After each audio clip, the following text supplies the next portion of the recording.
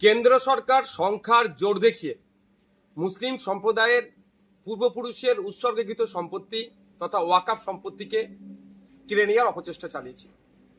যখন পার্লামেন্টের উভয় কক্ষে পাশ হয়েছিল এই বিল আইনে পরিণত করার জন্য, তারপরে পরেই সারা রাজ্য জুড়ে সারা দেশ জুড়ে প্রতিবাদ সংঘটিত হয়েছে এবং এইটা সুপ্রিম কোর্টেও চ্যালেঞ্জ হয়েছে।